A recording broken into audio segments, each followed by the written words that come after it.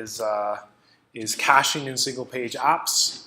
So single-page apps is usually something we use to refer to this kind of new paradigm where instead of having like a backend server-based application where you're transitioning between all these different pages, you kind of have one page where you load some JavaScript code and you persist on that page and usually do some AJAX and manipulation of the page on that single page. And that allows us to do some things with JavaScript that when we're in the old paradigm of doing all these page transitions, we weren't able to do before. So just really quickly, a little bit about myself. So my name's Ben Zitlau. You can check out my various like websites and blogs and stuff like that. Pretty much anything on the internet refers to me by Ben Zitlau. Use my full name. For most things that aren't gaming related, my gaming alias is different. If you're curious about that, you can ask me afterwards of years. I work at Jobber, so as Forrest described, we do software for mobile service businesses, and obviously we do some work in JavaScript because I'm going to be talking about JavaScript. We're moving really heavily into kind of the Ember MVC framework, but during this talk I'm going to avoid doing anything Ember specific. So I'm just going to kick into it here. I'm going to keep an eye on time. I have no idea how long the amount what I put together is actually going to take me to do. And it's one of these things where I can kind of keep on going deeper into it, probably until I run out of time. So I'll probably just kind of cut myself off when I hit a time. Maybe I'll finish early. That doesn't usually happen. So first of all, what is caching? So is everyone here pretty familiar with what the idea of caching is? So Wikipedia describes it, a component that stores data, so future requests, so that data can be served faster. So that's kind of part of the idea, but basically caching is when we like fetch some data or we fetch an object and we persist it. We keep it around so we can use it more in the future. As a developer, this often exhibits itself as like in the browser where you're like making changes and they're not showing up, and it's because your browser's doing caching. It can be really annoying, which is one of the flip sides of caching. Caching can be really dangerous when it persists things that you don't necessarily want to persist. When you push up changes to your website and maybe your DOM changes and your JavaScript doesn't change. So it's just something to be aware of. And to go just a bit deeper, so why would we cache? So one of the things it can do is it can make our apps faster. So if we're doing something where we need to be loading, it could be images, it could be DOM, it could be like all kinds of different assets their application needs. If they don't change or they don't change frequently, we can make our app a lot faster by just keeping those things around, so we don't have to keep on fetching them from some distant slow server. It can reduce load on services or APIs. So example I'm actually going to use today is Twitter's API. But there's other examples where the API might have really strict limits. So Twitter used to be really bad. They're actually a bit better now, but their limits used to be really tight. So it used to be a real challenge to build against, because if you just actually hit their API frequently, you'd hit your limits, and then you couldn't use, your application would stop working basically. Another example of this that we hit at Jobber is geocoding. So we use Google's APIs for doing geocoding of addresses, and their API is actually really expensive. So anything that we can do, if we have like addresses that are being frequently requested, if we can geocode them, it saves us having, if we can cache them, it saves us having to hit the API all the time. It can also reduce load on your servers. So if you're paying for server power or bandwidth, it can help you save on that. And it can persist data that's no longer available. So if you have, if you're trying to like track something over time, or you just want to have, pull data from somewhere that doesn't keep it around, you can use your caching to keep it around longer than the service that's providing it does. All right, let's cache. So some projects will take care of caching for you. So in the Ember world, there's a project called Ember Data. It's not version 1 yet, it's still in beta, but its APIs are really stable. And it does some really cool, just magic caching for you so that you don't have to think about it. So if you're using Ember, or if you're playing around with Ember, I strongly encourage you to take a look at Ember Data. And that will pretty much mean that you can ignore this talk, because it will just make everything magically happen for you. Of course, sometimes that's dangerous. Sometimes magic does things that you either don't know or don't want it to do. But in this case, I'm going to try and do it with as little help from libraries. We're going to do as much thing just kind of like from scratch as possible so that it's applicable to as many people as possible, and we can kind of like look at the concepts a bit deeper. So here's the disclaimers of the libraries I'm using. So I'm using Sinatra, which is Ruby, kind of really light Ruby server, very similar to Express in Ruby land to run the server. Something called HTTP Party to hit Twitter's API from Ruby. We won't really look at the Ruby code. It doesn't really matter too much for what we're going to look at today. On the JS side, I'm using handlebars for some templates just because it's a lot nicer than not using it. Lodash for some stuff. jQuery, and Twitter Bootstrap. So if anyone's not familiar with these, handlebars is just a templating library in Twitter in JavaScript. Lodash is a really lean library that what's it comparable to? Underscore, yeah. Basically, it's a lighter version of underscore, so it gives you a lot of kind of just like helper things that make working JavaScript a bit easier. jQuery, most of you probably use, just makes it easier to work with the DOM and work with browsers. And Twitter Bootstrap, which just lets me make things not look horrible without having to actually put work into it. And all the source for what we go through today is actually already up on GitHub. So if you go to benzil.Twitter caching, this is the project, and it's got like some basic installation instructions. The important thing to note is that the master of this project has no caching in it, because we're actually going to work through that. We're going to do some live coding. But if you follow this tag, this is the version after I've done all the answers. So if you want to cheat, you can look at that. And then I think with that, we'll probably dive in. Oh yeah, okay. So first of all, I'll show you what I built to demonstrate this. So this is my little Twitter app. And what it does is we can search for something. So we can search for like Exchange.js. And it will hit Twitter's API, search API, and pull the results and show them to us here. And I've got this really basic little debug information that gets output here. So we can see that it sent an AJAX request for this search. We can look at them, and then we can click on them and get a bit more detailed information about them. So like the location of the user, when it was created, their name, just like a bit more verbose information than we get in the main flow. So this is the app that we're going to work around. So again, Twitter has limits on each of their API calls, and they're more forgiving than they used to be, but we can still kind of, one of the neat things that they actually tell you, a lot of APIs won't tell you. You just kind of like have to hit their API, and at some point it will stop working because you've hit the limits. Twitter actually has a really good API for their API limits. So like as we continue to search here, we'll see that this will continue to decrement over time.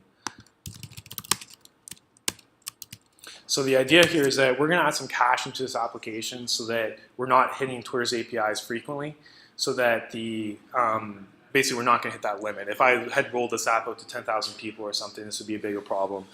Here we're probably not going to use up the 450 searches, but that's the idea that we're going after. So this is the code. I'm just going to do a real quick kind of like overview of the JavaScript code and how I've written this. I don't view myself as an expert JavaScript developer, so I wouldn't personally, if I were you, use this code as a reference of a great way to write JavaScript, but hopefully it'll be a good reference for us to explore the ideas of caching in JavaScript. So basically I just have a bunch of little helper methods that let me do things like insert a tweet into the DOM. This is just taking a handlebars template and rendering it. I can clear them. I can insert the detailed thing. I can clear that. Pretty basic function that will take the response when I search and then just kind of like process those and insert them into the page. Another one for dealing with when I get the details. And this log statement just logs to the console and then also logs that little debug spot. I have this hook in here. This is kind of nice that you can do in jQuery. You can actually tie in and basically log on every jQuery AJAX request is going through jQuery. So that's what this is doing. And then I've just got some really basic application code down here that binds to the submit button and binds to the tweets themselves so we can actually interact with the application. So in order for us to do caching, there's two main things that we need. We need an identifier and we need a payload. So pretty much all caching systems are built around key value stores. So you have some kind of system, whether that's Redis, or it's local storage, or it's even just like a hash. You need some kind of key to reference some kind of payload. So there's lots of different ways we can do this. In the backend, a common way to do this is you have like a database query, and you take like a hash of the query or something like that, and then store the results of the query.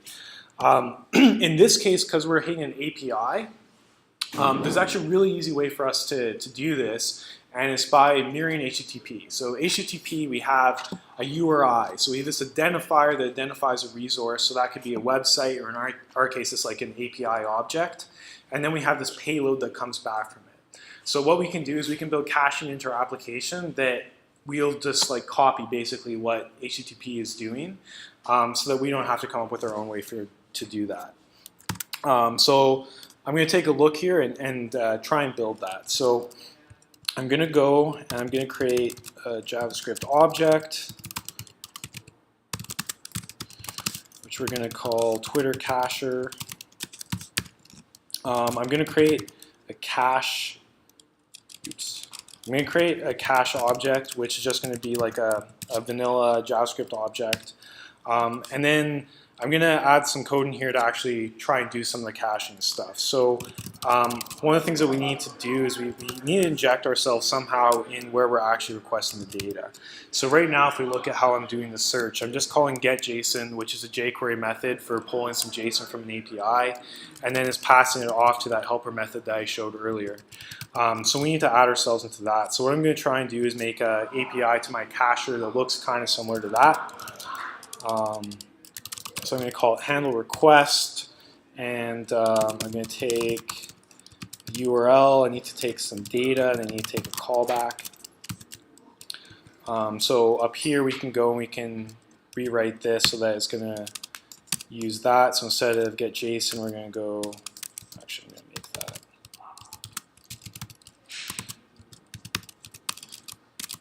Twitter cacher dot handle request, and our URL is search, data is in data, and our callback is handle search response.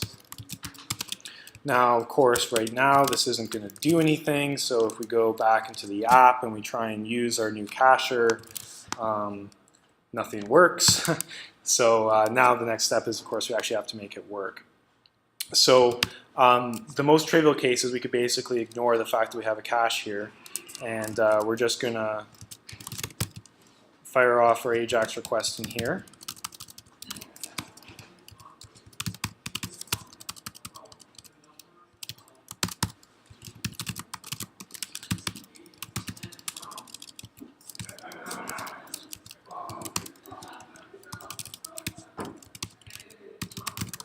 So this should, in theory, work exactly like it worked before. So let's go see if that's true.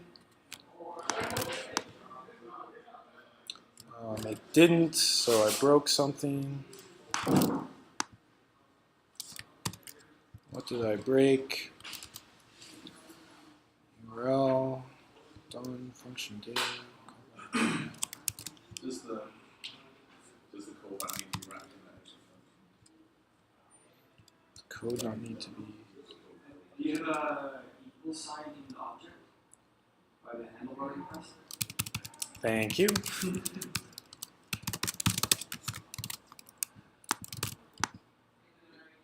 Oh, still didn't fix it. What did I break in here? Function data.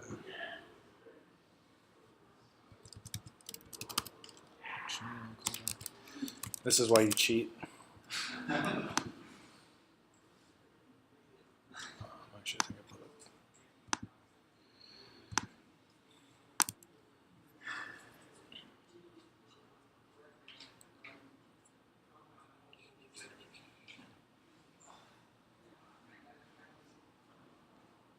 Huh. I actually don't see.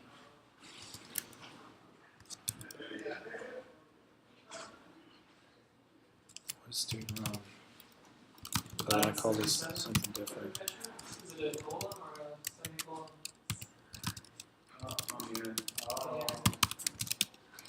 semicolon? Good eyes. I'm impressed. I'm very impressed. That's one of my like classic typos that I make all the time. Oh, look at that. Okay, good. Good catch. Okay, so now we're rolling again. So this like is basically lying right now. We're saying there's a Twitter cacher, but it's not doing any caching. So the first thing that we need to do is we actually need to keep track of the response that we got. So here we can go and we can go this dot cache. And again, the trick is that we need a key. So we need some way to keep a handle to the fact that this is different than something else that we're going to ask for. So we'll figure that out after.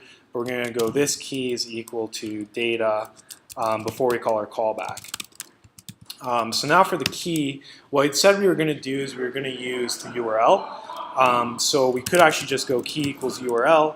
The problem with that is that the URL is actually just this part. We actually lose the query params at that point because I'm just passing in search. If we look where I'm doing that here. So that would be very useful because it would basically pretend that every search query is exactly the same, which of course isn't the case. So what I'm going to do here is I'm actually going to stringify the options that are getting passed here. I'm actually going to call these options. No, I'll leave it. No, I will do that.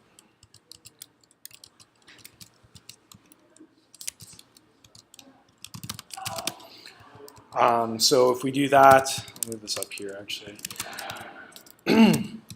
So now what's going to be happening in theory is every time we're going to be like adding these things to this cache object, and just to see if we have that plumbed up properly, we can take a look. Each time we'll dump it.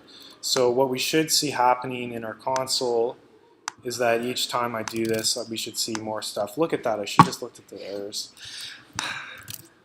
So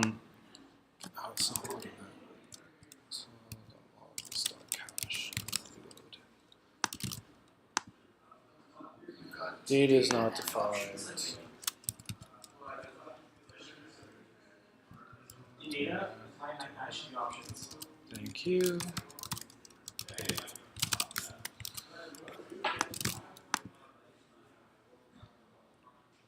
Still have an issue.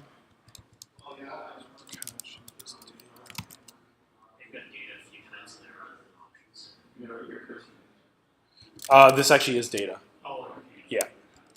Yeah. That's why I changed the name, is because they're actually different. Well, I think that this is actually reference to jQuery and not to the cache. Yeah.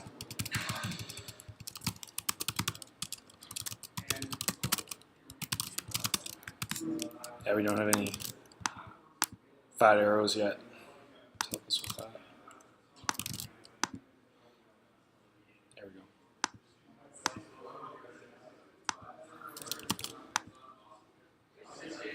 go. Oh, again.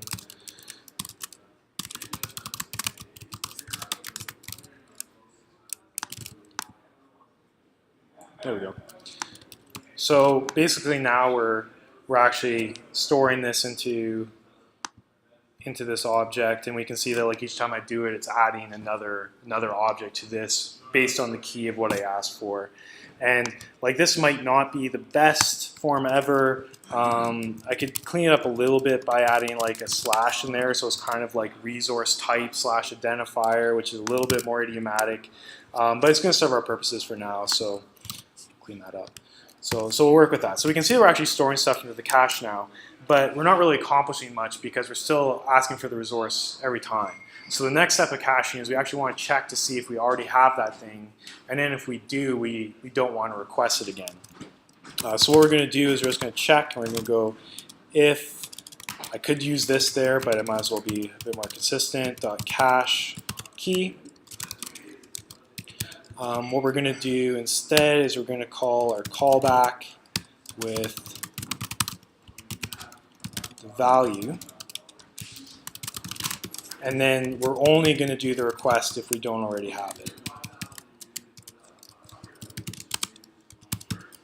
And then I'm going to take my little log statement here, and I'm going to put one in here so we know if this is happening. So we're going to go cache, we'll say intercepted AJAX request for whatever.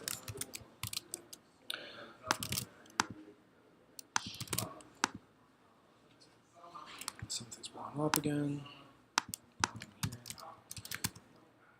Actually, this is, take that out.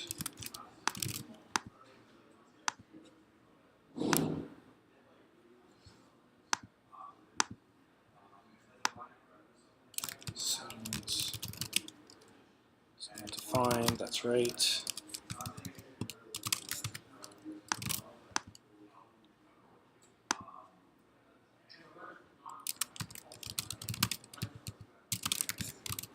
That might have been caching, different kind of caching. Cool.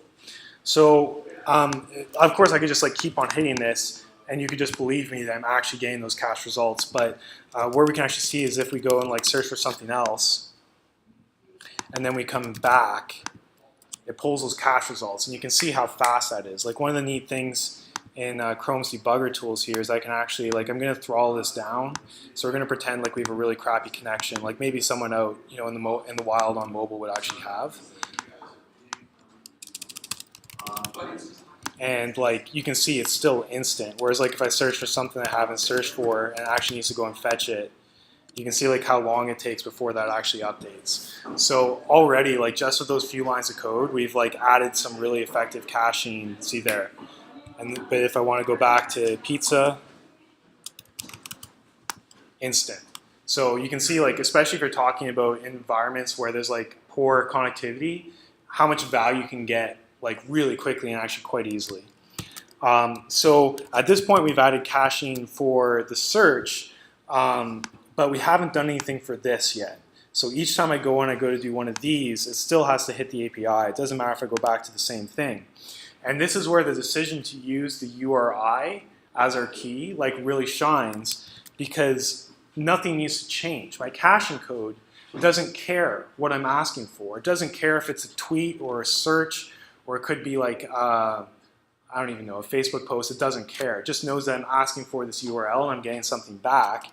So using that exact same code, all I need to do to move that onto our same caching is go down here, and instead of using jQuery's method, I'm going to use my cacher. I'm going to unthrottle us so this doesn't take forever. So again, now if we search, we'll see this starts caching. And then when I do these, the first time it sends the request, but the next time I go back to that object, it's going to have it cached. So just like that, and again, you can see how fast that is, how much faster and more responsive our app gets just with that one line of code change. So that's pretty sweet. Okay, building in model awareness. So after I've just told you how cool it is to not care anything about our model and just be able to use the URL, I'm going to go completely against what I just told you and say why we should not do that. So there's this weird thing that we're doing right now where if we look at our app, if I ask for these tweets, if we actually look at what I'm getting like the full information. Everything I want to know about that tweet is being given to me by Twitter's API.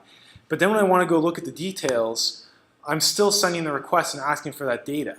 But I already got that data on my first request. So like, why am I asking for that same data again, even though I'm using this caching? I have that data and it's cached. But the problem is that as far as my caching thing goes, search is one object and the tweet is a different object. It doesn't understand that like search has tweets. But if we can build that in, if we can make it understand that like when I ask for search, I'm going to get tweets and I can cache them, then I can take the results I'm getting from that one request and save them so I don't have to make this other request. Now, that sounds great. It means that we can make our app more efficient because we're not re-requesting things that we already have. But of course, like anything that comes at cost, it's going to make our code more complex. And the other thing that's going to happen is now our code needs to know something about tweets. So our caching code is going to be less orthogonal to our application code. It's going to kind of start bleeding into our application code. So let's give that a shot and see what this would look like. So first of all, I'm just going to do some quick refactoring here just to clean this up a little bit. So right now, all my caching, my lookups and everything are all embedded in this code, which is kind of a little bit sloppy. So I'm just going to go and I'm going to make a store, which is going to be a function. I'm going to make a fetch, which is going to be a function. So I can work with my cache through these, and it'll just like make things a little bit cleaner and more visible. So to store, we basically want to do exactly what we're doing here. So we want to put something into the cache. So of course we need to know what the key is, and we need some kind of payload. And then to fetch, we're going to need a key, and then we're just going to return what's at the cache and the key. So we could actually basically do this. But I'm going to take it one step further, and I'm going to take advantage of this opportunity to add one other thing to our cache, which is a timestamp. So we're going to go date now, and we'll go payload, payload.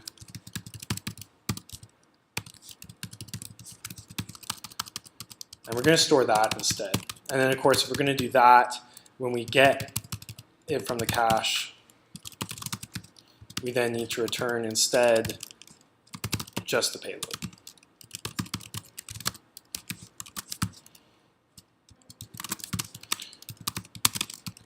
And then, of course, we need to move our code, so it's going to use that instead. So we're going to go Twitter cacher.store, and we'll go key payload.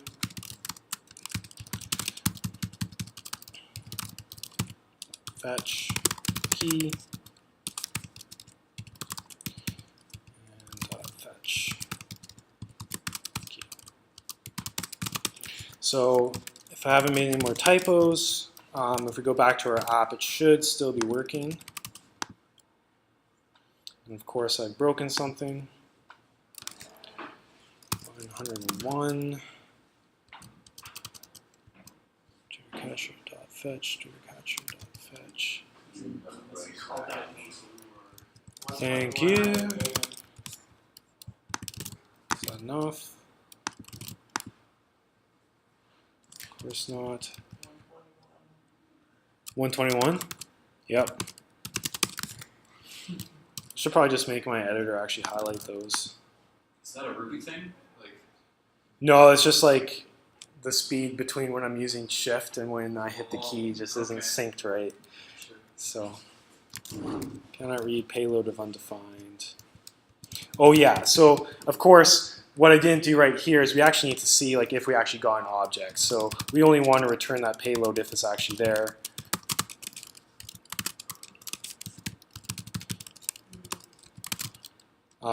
Otherwise, I'll do this explicitly. Otherwise, we'll just return null.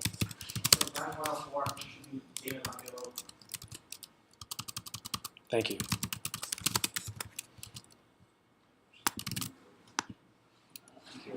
Okay, there we go. And okay, good. Caching is working as well. Okay, so again, at this point, what we need to do is make sure that when we're fetching those search results, we're actually tracking the tweets that come back. And it's a little bit tricky to do that. The question is like, where do I want to do that? Because again, I need to have awareness that like when I request a search, that what I'm going to get back is kind of like this list of tweets. So in this case, what I'm going to do is I'm actually just going to add it into the code that I have for dealing with the search response. Because this is really the only place in this app where I have an idea that where I ask for a search, I get tweets back. If you're writing well-structured code, you'd probably want to do this in somewhere where you have some kind of ORM layer or something where you have your model defined and you're doing that. You're not injecting it like in line into your like the thing that's trying to handle a response. But we're going to do that for now because it's gonna be the easiest way without forcing us to change a lot of code. Oh yeah, I like clearing this when I do that. Add that. Okay, so what we're doing right here is we get data. So data is a response from the API, which is basically just an array. It's got some other stuff, but basically it's got the statuses body, which are all the tweets. For some reason, Twitter calls them statuses. And then we iterate through each tweet. So right here, we're iterating through each tweet. So this is where we're going to add our caching. So now we've added those methods. So I can actually just go store. And what we're going to need here is a key and a payload. So the key we want to make consistent with what we were doing before. So when we ask for tweets, when we look at what the URL is, the URL is just /tweet. So we're going to represent that. We're still going to use that as the identifier for a tweet in our application. So we can go here and we can go tweet equals /tweet. And then it's going to be slash, and then the options that we're passing when we fetch an individual tweet. So if we look here, we're just passing ID equals and then the ID of the tweet. So we can do that here. We're going to make an object. We're going to call it ID. It's going to have the tweet ID. And then we need to do the JSON stringify that we did before so that we have a string instead of an object.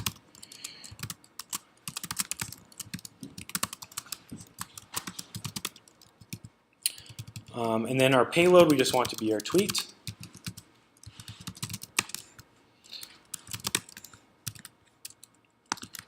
So in theory, if we go ask for something now, and then we go to these, and of course it didn't work.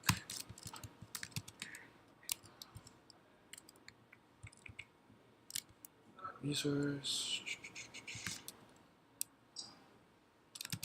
What if I screwed up the key? Are you stringifying it in your down at the bottom there already? Like, are you doing what you're doing? You mean like here? Yeah. Oh. So they're different code paths, Oh yeah. right? So the idea is that we're trying to store them in the same way that happens when we actually come through and we're making an AJAX request against the API, but we're not actually making that request. I think the problem is that when you do the options thing, the URL is has that argument parameter, question mark, but you're using a slash. So the two URLs will be different. Well, they're not, because when I'm constructing the key, it's the resource URL and then a stringified version of the options parameter. But I think instead of using a slash, it's using a question mark in the actual request to tweet. Like in your JS code on it. So this is the structure that it's using. What's actually, this is when it's fetching tweets. HTTP requests. Yep. To, But the HTTP, that's not what I'm using. right, but initially you send an HTTP request to the data. Right, but that's not the key that's being cached for, right?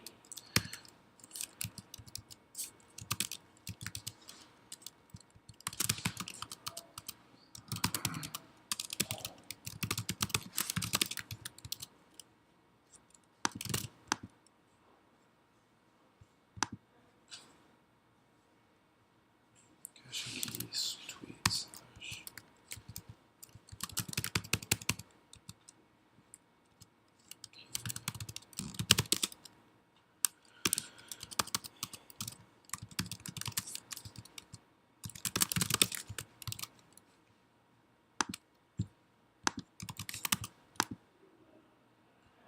ID has like quotes around it.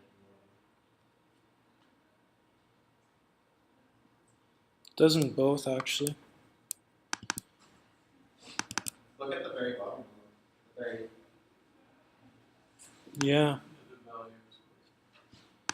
Oh. Yeah, I think. Oh no, I did fix that. It's a true like Yeah. Interesting. So that was a question on the actual value of the key.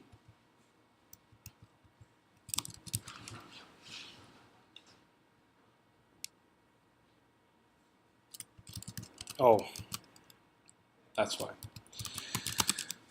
So the issue here, I hit this issue before, is that the ID that you get from JavaScript is larger than an integer. So if you actually just like try and treat the ID as an integer, JavaScript truncates the least significant part of it. So they do actually return you the string, but you have to make sure that you work with the string instead. So let's see if that resolves our problem. There we go. Get rid of these guys. So like this is pretty neat. So what's happening now is that we're actually able to like request something if I request that same thing that's cached, but not only that, but my application now knows that I got tweets there, and if I try and access that same tweet from a different way, it already has it and it doesn't have to reload it. So like if we looked at, I should have actually shown you, if we looked at like what our traffic looked like initially, there would have been a lot more API requests, but now I just need to like send one API request and the rest of my app can just work off that cached data. So that's pretty cool. There's other things I was going to do, but I'm going to actually jump into, go straight to right now is the idea of local storage.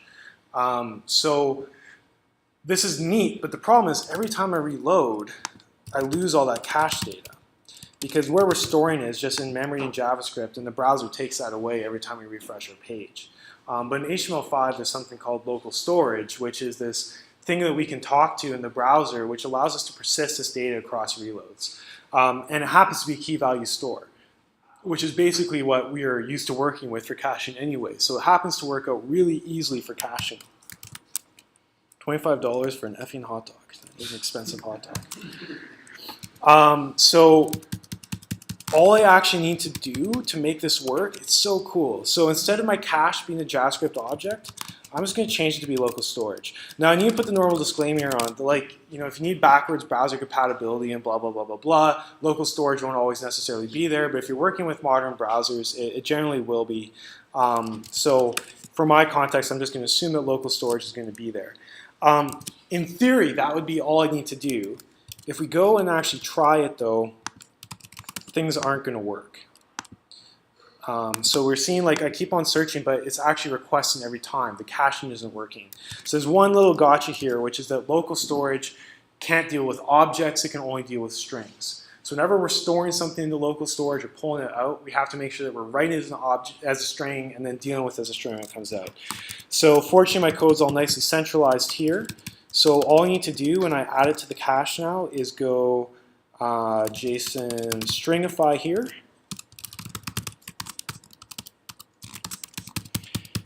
And then when I'm pulling it out, we're going to go JSON, thinking, is that going to work? Gotta do it here. JSON.parse object.payload. And with that little change, of course, I probably put a colon somewhere, I bet. Unexpected syntax O. JSON.parse is probably what it is, and this is the trick with local storage, is that things persist. So when I was using it wrong, I probably like polluted it, and then we had data left over that was causing issues. There we go. So with that change, my caching is all still working. I barely had to change anything. And now I'm actually like using the local storage API to cache all this data. And what's so cool is like now I can go and reload, and it's still there. It's still cached. So again, like, you know, if we were on some crappy cell phone connection, of course my app still needs to load, but of course it's super light.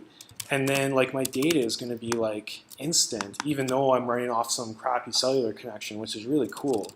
Where of course if I actually have to send a request, you know, it's slow. And this is going to persist. Now, the next part, which I'm not going to get into right now because I think I've used up my time, but the flip side of this is like, let's say you wrote your app to watch the tweets from the Super Bowl, right? And someone goes into your app and it's 5 minutes in the Super Bowl and they pull up the tweets and they keep on looking at the app and they're going to be the same tweets for the next 4 hours, however long the Super Bowl takes, which probably isn't exactly what you want. So the flip side of caching is that you have to be able to get rid of it when you don't want it. And building in persistence, local storage, yep. Building expiration. So caching is actually the easy part. And especially when you're dealing with like read-only, it's actually really quick, as you've seen, really quick and easy to get some really useful caching in place. Where it gets hard is when you have mutable data. So like things are being changed. Like if you have a bunch of users that are like collaborating on objects, caching can be really useful, but you're going to be fighting against it all the time, and you got to try and come up with really clever ways to tell like when something is stale, when it's no longer the most recent version of that resource, because you're not actually hitting the server to see if it is. So the example, well, I don't know, do you want to let me Mine's pretty short. Okay, Yeah. okay. I'll show a really quick and dirty way to deal with this. So when I refactored to the store and fetch methods, I added this timestamp. And the reason I did that is because I knew we were going to end up here. So every time I write something into the cache, I tell it when I wrote it into the cache. So there's really two things that we need to do. So one thing that's a problem right now is that I'm using the same callback. So if I do a search, whether that data is live or cached, I'm calling that same method to deal with it, the handle search response. And then when I come into here, I'm writing into the cache, which of course is going to write the timestamp. So the problem right now is that when I hit that function, whether it's live data or not, I'm going to keep on writing that data into cache, making my app think that that's live data. So I need to build some awareness about whether it's cache data or not. So I'm going to actually take an extra attribute here called cache tweets, and we're going to wrap this if cache tweets.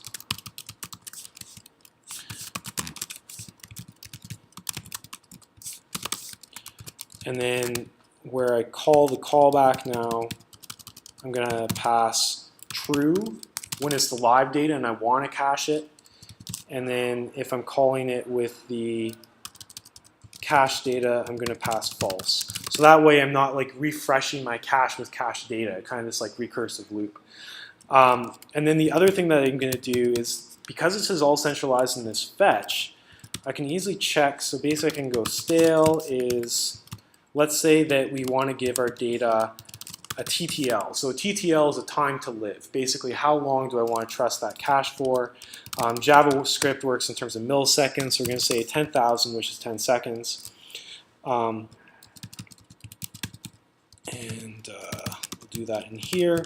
So yeah, we'll go stale is if our object, so I'm actually going to move this code a little bit.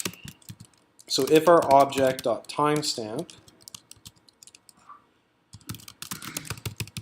is more than our TTL from now.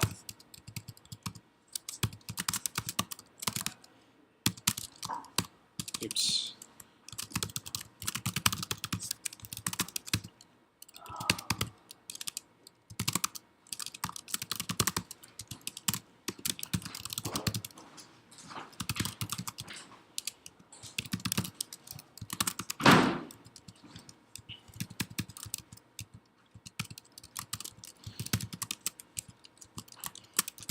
So I just changed the way this code works a little bit.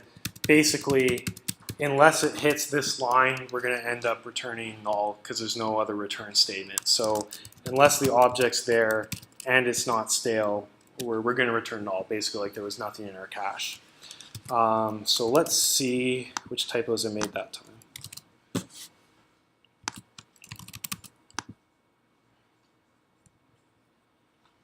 Let's unthrottle ourselves. Okay, so our cache is broken now. Store, that didn't change. It's probably this.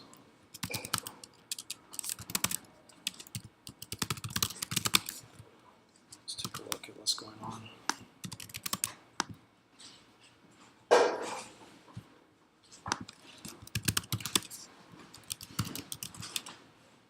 Right, there's no timestamp.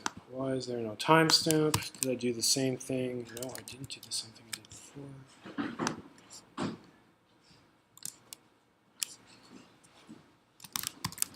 Oh, it's because I had this dot payload there.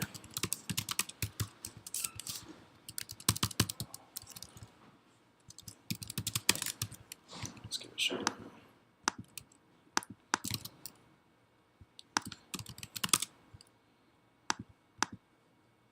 Okay.